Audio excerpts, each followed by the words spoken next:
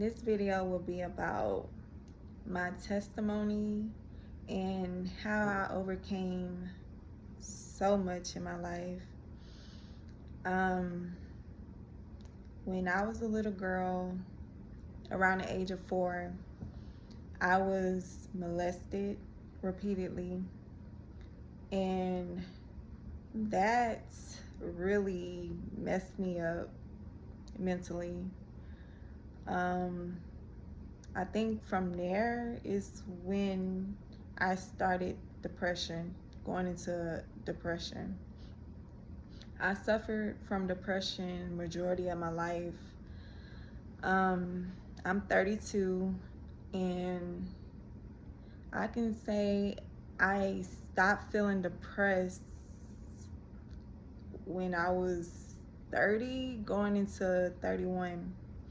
So it was majority of my life I dealt with depression. And only a few people I told. Not a lot of people know. A lot of people don't know. Cause me, I'm the type of person that keep so much in. You wouldn't know that I'm going through something unless I say something. And that's just the way I grew up. Like, I didn't talk much, and I didn't share what was going on with me. So my family, friends didn't know was going on, and I just bottled everything inside, and that was my way of coping, dealing with it. But in reality, I wasn't dealing with it. I was just masking the pain, but I was dying on the inside. Like, I was messed up. Um, and God was the only one that delivered me from that depression. I remember going to college, and I sunk into like a deep depression. Um, and I remember one night I was just tired, and I remember praying to God to deliver me from it, because it was taking over my life to the point that I didn't want to be out. Like, I would go to class and like hurry up, get back to my room. Like, I didn't want to be around nobody. It was that bad. And back then I didn't know the word for it, but I knew something was wrong with me. Um, and it was social anxiety. I was dealing with social anxiety, and I just didn't feel comfortable around people. And depression, it really affected the way I connected with people, relationships, friendships. I just couldn't make connections all the time because I felt on guard all the time.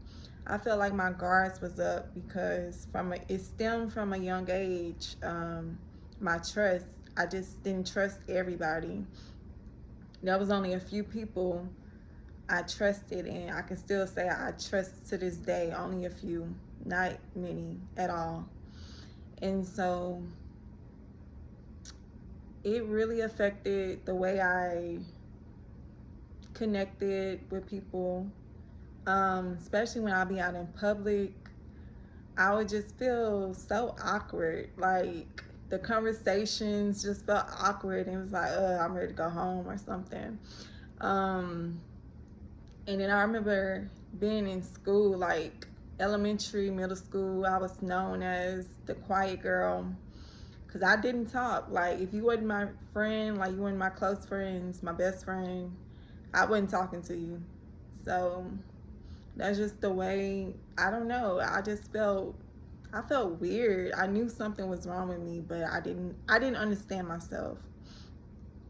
But growing up and getting through that, I know why I was like that.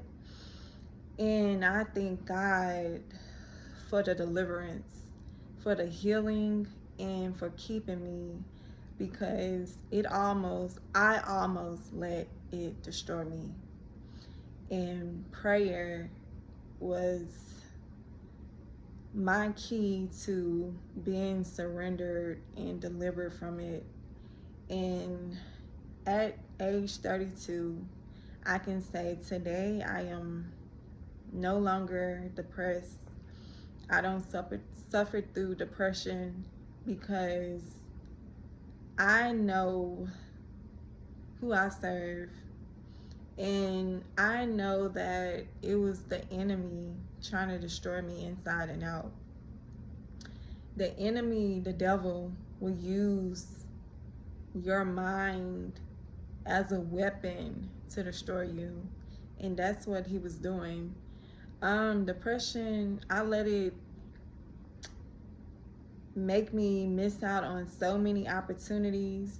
Like, I had so much potential to do great things in this life, and due to my shyness and awkwardness, I just stayed away from it. You know, that was the devil definitely trying to keep me from succeeding in life. And I was letting him win. And then I just got tired one day and I gave it to God. And God has transformed me. I'm not saying I still don't get sad or, still go through things. I still do. But the way that I handle it now is I give it to God. I let him take over, because by me worrying about it, stressing about it, will only make it worse, because all my life, no matter what I went through, like no matter how the situation looked at the end of the day, God has always shown up. Jesus was always there, and he always made a way. Even when I didn't see it, he always made a way. He's still making a way. And so that's why it's no point of worrying or stressing about anything we go through, no matter how bad it is. If you put your trust in God and put your faith in him, he is going to get you through it. So that's what one of my goals is, just to continue to increase my faith in him, because he is our creator. Our stories are already written, so he knows how it's going to end for me. So there's no point of me trying to make all these plans, and because every plan I make, it doesn't go the way I think it should go. So I just, I don't do it no more. So I'm just working on being the best version of myself. I've been through so much, not just depression, like other things in my life I've been through. That was tough, but God was able to get me through it. I became a stronger woman. Back then I was so weak and I allowed so much, but today I'm a strong woman. I have a good head on my shoulder, like my mindset. If you have a weak mindset, you are gonna fall for almost anything, and you will not be able to make the best decisions in your life. So by me having a strong mindset today and having God on my side, I see the world so differently now, and I feel so much peace in my soul. I feel free. And I can say this is like the first time in my life I felt this way, truly.